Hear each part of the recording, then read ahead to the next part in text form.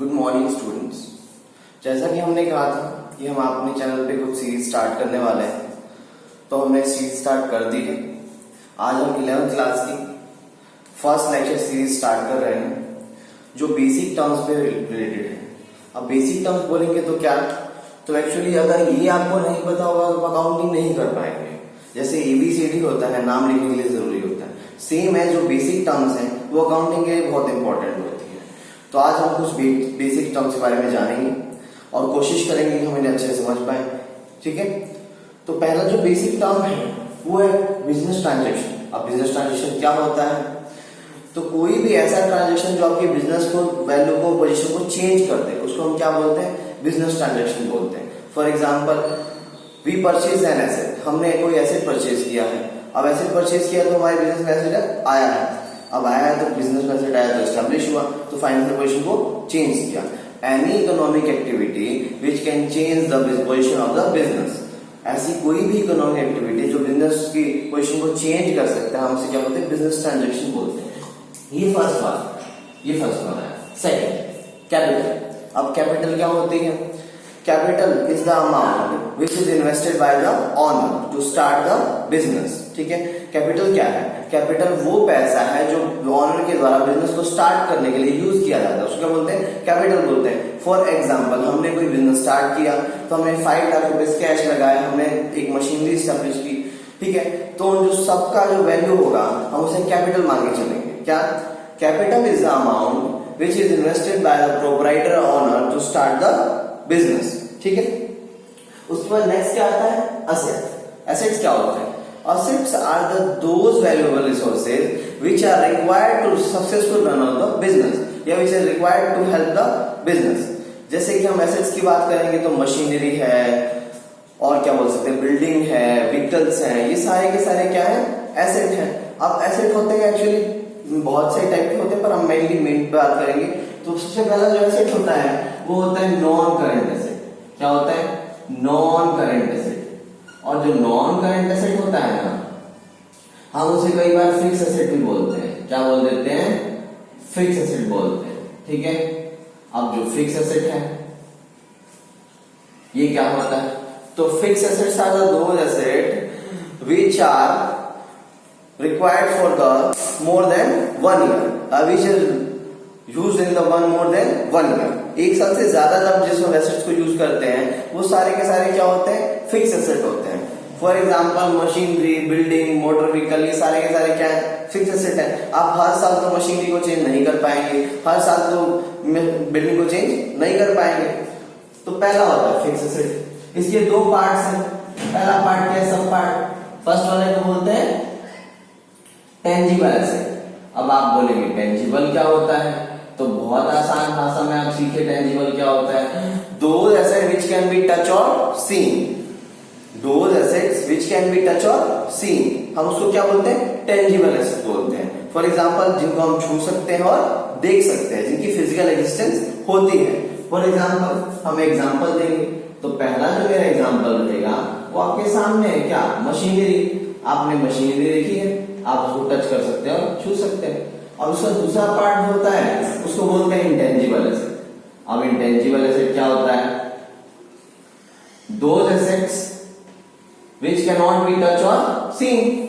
वो एसेट जिनको ना टच कर सकते हैं ना सीन कर सकते हैं, वही होता है इंटेंजिबल एसेट। अब फॉर एग्जांपल क्या बात करेंगे, इंटेंजिबल एसेट जिनको आप छू नहीं सकते, तो बहुत सारी एसेट से पहले क्या, गुडविल की बात करेंगे।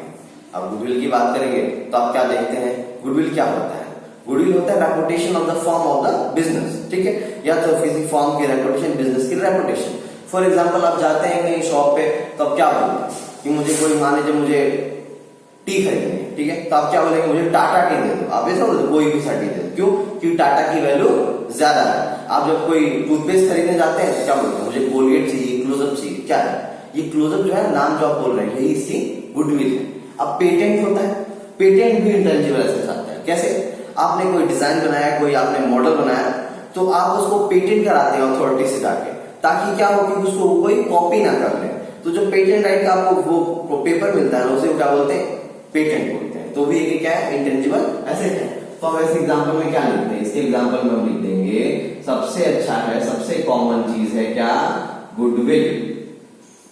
गुडविल लिखते हैं, ठीक है। अब नेक्स्ट क्या होता है, सेकंड जो होता है इसका पार्ट, उसको बोलते हैं करंट एसेट, ठीक है। अब जो करंट एसेट होता है उसका भी अलग से है।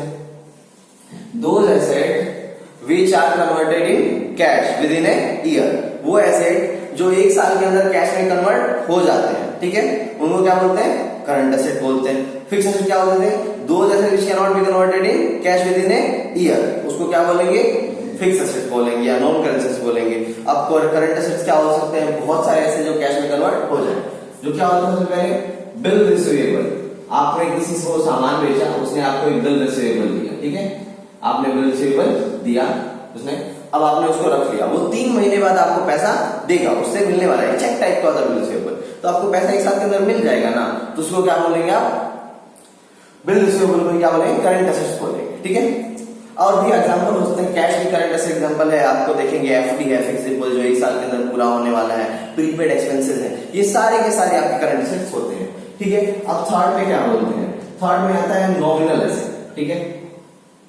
अब नॉमिनल एसेट्स क्या होता है, तो नॉमिनल एसेट्स में क्या होता है, those assets which can not be converted in cash, ठीक है, जो कैश में कन्वर्ट नहीं हो सकते हैं, हम लोग क्या बोलते हैं, नॉमिनल एसेट्स बोलते हैं। नॉमिनल एसेट्स बोले तो क्या एग्जांपल, इसके एग्जांपल हम देंगे, हम बोलेंगे प्रॉफिट एंड लॉस अकाउंट, ठीक है, प्रॉफिट एंड लॉस अकाउंट, और उसका डेबिट बैलेंस दे रखा है, डेबिट बैलेंस मतलब आपको प्रॉफिट हुआ है, अभी प्रॉफिट आप क्वार्टर में बांट सकते हैं, इसको ले थोड़ी ना सकते हैं, ये कैश के रूप में थोड़ी ना है, बिजनेस में है, उसको आप ले लीजिए, तो कैश में कन्वर्ट नहीं होगा, ठीक है। अब इससे आगे हम बढ़ते हैं, अब इससे आगे आप देखिए क्या है, लायबिलिटी। लायबिलिटी क्या होती है, आप ध्यान से सुनिएगा, कोई भी लायबिलिटी मतलब जिम्मेदारी, अब जब भी हमें जिम्मेदारी होती है क्या, बाहर वाला और लैंडलॉर्ड को पे करनी होती है, तो liability is the amount which we have to pay to the outsiders, ठीक है। अब आउटसाइडर्स को पे करनी होती है, बाहर के पर्सन को पे करनी होती है, ठीक है, उसको हम क्या बोलते हैं, लायबिलिटी बोलते हैं। लायबिलिटी एक्सटर्नल भी हो सकती है और इंटरनल भी हो सकती है। फॉर एग्जाम्पल लायबिलिटी कैसे होगी, हम किसी पर्सन से क्या करते हैं, सामान खरीदते हैं उधार पे और उसको पैसा बाद में देते हैं, तो जब तक हम पैसा नहीं देंगे वो हमारे लिए लायबिलिटी होगी। अब लायबिलिटी 2 टाइप की होती है, तो पहला होता है क्या, फिक्स लायबिलिटी, इसको नॉन करंट लायबिलिटी बोलते हैं, ठीक है, नॉन करंट लायबिलिटी भी बोल सकते हैं। इसके अंदर क्या आता है, those liability which can not be converted in cash within a year, एक साल के अंदर कैश में कन्वर्ट नहीं होगा, तो क्या होगा, फिक्स लायबिलिटी होगा।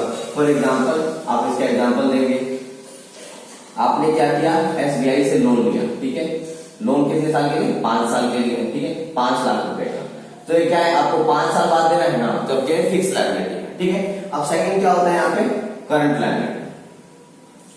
अब करंट लायबिलिटी आ जाएगी, those liability which can paid in cash within a year, जिसको एक साल के अंदर आप कैश में पे कर सकते हैं, उसको क्या बोलते हैं, करंट लायबिलिटी बोलते हैं। फॉर एग्जाम्पल आपने क्रेडिटर्स को पैसा देना है, आप दे देंगे, ठीक है, आपको कोई आउटस्टैंडिंग पेमेंट करनी है, कोई भी पेमेंट जो पहले से ड्यू है, फॉर एग्जाम्पल जो आपका वर्कर है उसकी सैलरी 3 महीने से ड्यू है, आपने उसको 3 महीने से सैलरी नहीं दी है, तो 3 महीने सैलरी नहीं दी पर काम तो करा ले, सैलरी तो देना पड़ेगा ना, तो आपके क्या हो जाएगा, आउटस्टैंडिंग पेमेंट करंट लायबिलिटी हो जाएगा, ठीक है। अब आगे बढ़ते हैं इन्वेंट्री पे, सबसे इंपॉर्टेंट चीज है क्या, इन्वेंट्री। इन्वेंट्री क्या होता है, इन्वेंट्री आर द गुड्स और services which are used to make the goods for resale, जो भी चीजें हैं, जो भी मटेरियल है, उसको हम यूज करके जो आगे गुड्स बनाते हैं, जो हम बेचते हैं बिजनेस में, वही क्या होती है, इन्वेंट्री होती है। इन्वेंट्री 2 टाइप की हो सकती है, 3 टाइप की हो सकती है। For example inventory of raw material, यानी बिल्कुल raw material, inventory of semi finish goods, ठीक है, जो सेमी फिनिश गुड्स है जिनको अभी तक बनाना हमें बाकी है, ठीक है। Inventory of finish good, finish good भी हो सकता है जिसको हम बना के रखे हुए हैं। अब जब भी गुड्स बनते हैं ना, तो उसके लिए अलग चीजों की रिक्वायरमेंट होती है, वो सारी चीजें ही तो इन्वेंट्री है जो हमको बनाने में यूज की जाती है, ठीक है। अब उसके साथ क्या होता है, गुड्स आता है। अब गुड्स क्या है, goods are the those things which are purchase for the purpose of resale, ठीक है, किसके लिए, रीसेल पर्पज के लिए उनको जो खरीदा जाता है वही क्या होते हैं, गुड्स होते हैं। बिजनेस में जो कुछ भी खरीदा जाएगा रीसेल के लिए वो सारा का सारा क्या होगा, आपका गुड्स होगा, ठीक है। उसके बाद आता है डेटर। डेटर क्या होता है, तो डेटर मतलब क्या समझेंगे आप, नया word, debtor. Debtor are those person who purchase goods from us on credit, ये वो लोग होते हैं जो हमसे उधार में सामान खरीदते हैं, ठीक है। और हमसे उधार में सामान खरीदेंगे तो ये हमारे लिए क्या हो जाएंगे, एसेट हो जाएंगे, हमारे लिए क्या हो जाएंगे, एसेट हो जाएंगे, ठीक है। अब ये हमें 1 साल के अंदर पैसा वापस देंगे, तो डेटर क्या हमारे लिए एसेट होते हैं, ठीक है। अब उसके बाद क्या है, क्रेडिटर। क्रेडिटर क्या होता है, अब creditor are those person from whom we purchase goods on credit. अब ये वो लोग होते हैं जिनसे हम उधार पे सामान खरीदते हैं, हम इनको 1 साल के अंदर पैसे देते हैं, तो ये हमारे लिए क्या हो जाएंगी, लायबिलिटी हो जाएगी, ठीक है। और वो भी क्या होगी, करंट लायबिलिटी होगी, क्योंकि हम इनको पैसे 1 साल के अंदर देंगे ही देंगे, अगर पैसा नहीं देंगे तो इनका बिजनेस भी नहीं चलेगा। अब एक्चुअली जो बिजनेस होता है वो कैश पेमेंट पे डिपेंड थोड़ा नहीं है, सब कुछ क्रेडिट पे होना है, मैक्सिमम चीजें क्रेडिट पे होते हैं, जो पेमेंट टर्म्स होती है वो 2 से 3 महीने बाद होती है, ठीक है। तो आज हमने डिस्कस की मोस्ट इंपॉर्टेंट टर्म्स जो आपको अकाउंट्स में यूज करनी है, सबसे जरूरी है। अगर ये नहीं पता होंगी तो आगे हम अकाउंटिंग में कुछ आगे कर ही नहीं पाएंगे। हम आपके साथ दूसरी लेक्चर सीरीज इसी पे लेके आएंगे जो अपनी बेसिक टर्म्स बताई होगी, ऐसे इंपॉर्टेंट बेसिक टर्म डिस्कस करेंगे और आपको बताएंगे उनका यूज क्यों होता है, उनके क्या क्या टाइप होते हैं, वो कैसे काम करते हैं, उनके एग्जाम्पल क्या क्या है। तो आप इसको देखिए, समझिए, अगर कोई सजेशन है तो हमें दीजिए और हम इसको आगे इम्प्रूव करने की कोशिश करेंगे। मैं होप करता हूं आप इस वीडियो को लाइक करेंगे और शेयर करेंगे। Thank you so much.